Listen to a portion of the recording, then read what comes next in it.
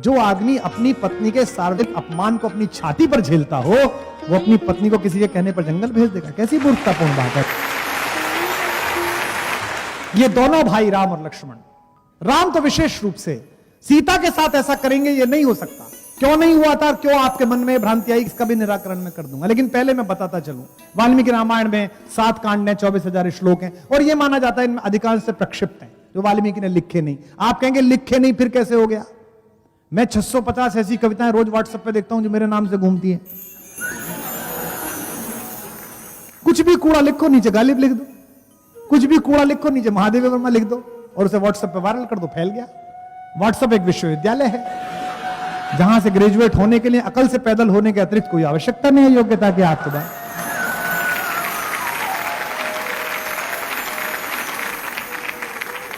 वाल्मीकि रामायण में अहिल्या से जब मिलने के लिए राम गए, और पहली बार मैंने कल भी बताया था आपको सब इस प्रसंग में, दोनों भाइयों ने पहला काम किया कि चरण स्पर्श किए अहिल्या के। राघवो तू सदा तस्या पादौ जगृहित, सबसे पहले चरण स्पर्श करे।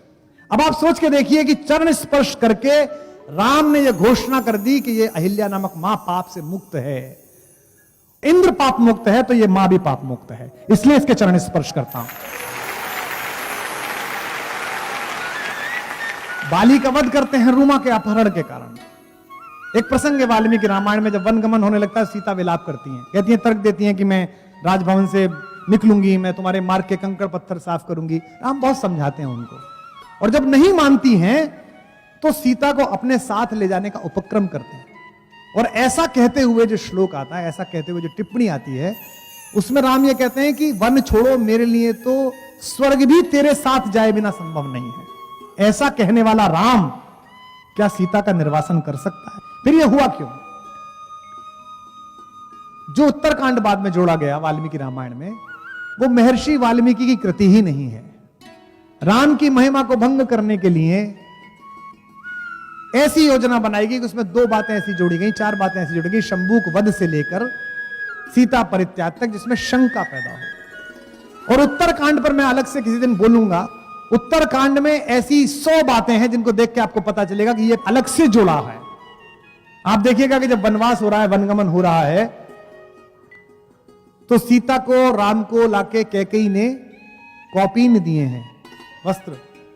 काशी में रहने वाला रेशम का कौपीन पहनता है।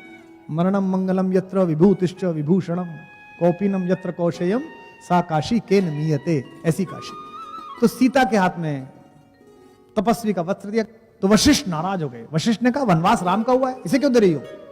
लेकिन जब कुटिलता छाती है तो आप चाहते हैं कि सामने वाला का और उत्पीड़न हो।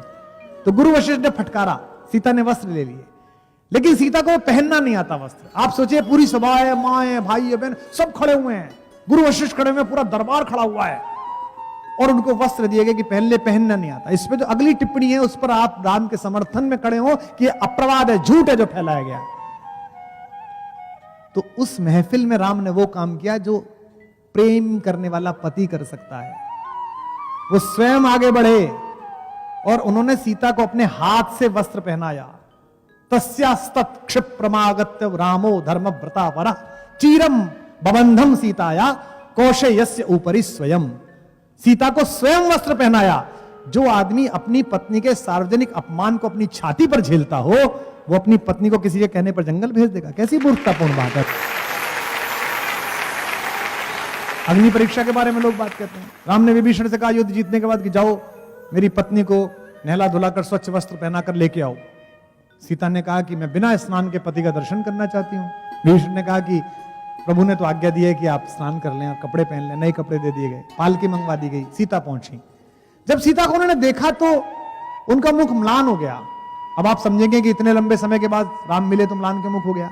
राम को लगा कि इतने सुंदर वस्त्रों में, इतनी सजी संवरी अगर ये आएंगी तो लोक में इनके बारे में गलत राय जाएगी। इन्हें तो रावण की कैद में कोई दुख ही नहीं था, कोई कष्ट ही नहीं था, और यह दुख समझने के बाद समाज गलत सोचेगा। सीता ने कहा, मैंने प्रभु से, अपने पति से अनन्य प्रेम किया है, अगर क्षण भर भी मेरा मन राम से दूर हुआ हो तो अग्निदेव मेरी रक्षा करें। तो इसमें मनश्छंद एक शब्द है। यहां कालिदास पढ़ाने वाले लोग बैठे हैं, जितनी महिलाएं बैठी हैं, सीता ऐसी नहीं है कि ऐसे कोई निर्वासन दे दे चली जाएंगी। ये सब झूठ है। सब ये उत्तर रामायण की कथा है जो बाद के लोगों ने जोड़ी है। सीता का तो दर्प इतना बड़ा है, सीता का स्वाभिमान इतना बड़ा है कि कालिदास ने रघुवंशम में जब सीता को जंगल में छोड़ा, लक्ष्मण से कहा कि बेटा इसे छोड़ के आओ, इस कहानी को बनाया उन्होंने। तो सीता से लक्ष्मण ने पूछा, बहुत देर तो खड़े रहे भाभी के सामने, फिर डरे रहे, पूछूं डांट तो नहीं देंगी। फिर लक्ष्मण ने पूछा कि मां मेरे लिए कुछ आज्ञा है? तो कालिदास लिखते हैं, सीता कहती है लक्ष्मण से, प्रीत स्मिते सौम्य चिराय जीवः, मैं तुमसे बहुत खुश हूं, तुम बहुत समय तक जीवित रहो। साहस बढ़ता है। फिर कहते हैं, भैया के लिए कुछ आज्ञा है, भाई साहब को कुछ कहूं? अब सोचिए, सीता का चरित्र देखिए, वो एक वाक्य बोलती है, एक शब्द बोलती है, आपके अंदर से आंसू खींचेगा वो शब्द। कालिदास जैसा महाकवि लिख रहा है तो कौशल भी है उसके पास लिखने का। कहते हैं प्रीतस्मिते सौम्य चिराय जीवे, भाई से कुछ कहना है? तो वो कहते हैं वाच्यस्त्वया मद वचनात् स राजा, उस राजा से मेरी ये बात कह देना। पति नहीं कहती। उत्तरकांड आप पढ़ लीजिए, वो वाल्मीकि का कथन ही नहीं है, वाल्मीकि की स्टाइल ही नहीं है। जो यहां विज्ञान ज्ञानी बैठे हों, जिनको पढ़ना है, मैं उनसे चुनौती देता हूं, वाल्मीकि रामायण पूरी पढ़िए, जहां से कहानी शुरू हुई है, जहां से झूठ शुरू हुआ है कि सीता को निर्वासन दिया गया। ये कहानी कभी नहीं थी, ये बाद में जोड़ी गई है। क्योंकि आप उत्तरकांड की भाषा पढ़िए, वो वाल्मीकि की भाषा ही नहीं है। हमारे मंचों पर कई लोग उस्तादों से गजल लिखवा के ले आती हैं, आप सबको पता है।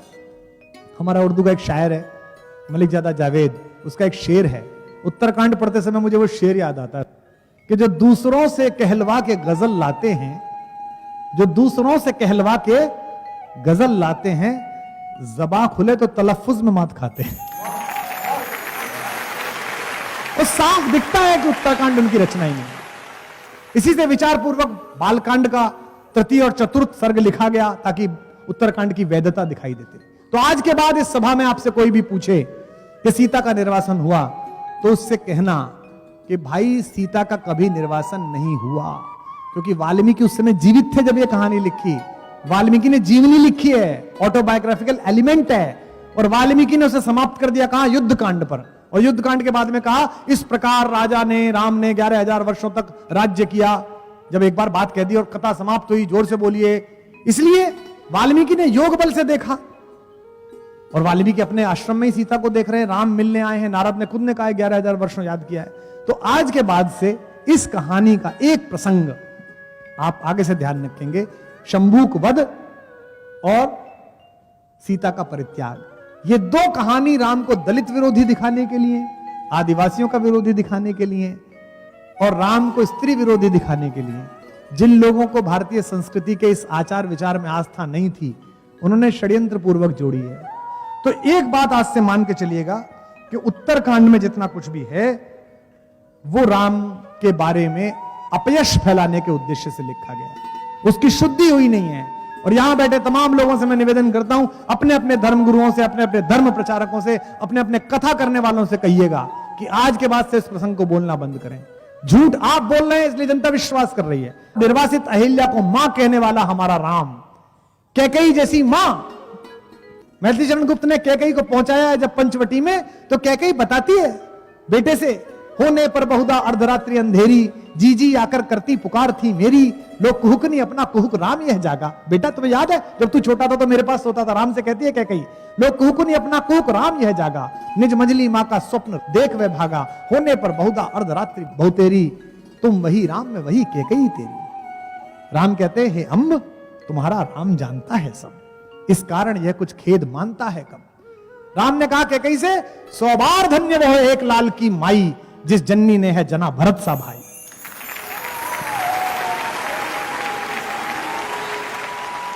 पागल सी प्रभु के साथ सभा चिल्लाई, 100 बार धन्य वह एक लाल की माई, जिसने घुसने पर सबसे पहले कैकेयी के पैर छुए। आप सबको मैंने कल बताया था, वो राम किसी महिला के बारे में, अपनी पत्नी के बारे में, जिसके बिना स्वर्ग नहीं जाना चाहता, ऐसी घटना कर सकता है।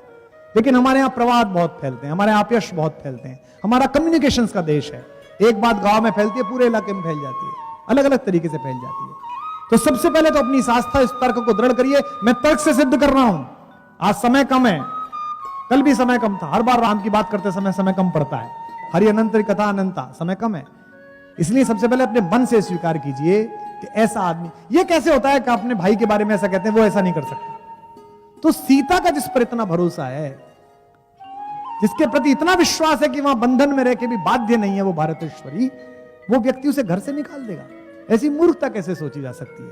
तो अगर आपको अपने पति पर भरोसा है, अगर आपको अपने भाई पर भरोसा है, अगर आपको अपने पुत्र पर भरोसा है, और आप सच्चे अंदर से मनुष्य हैं, तो आपको अपने राम पर भी भरोसा होना चाहिए कि उसने जीवन में ऐसा कोई काम नहीं किया।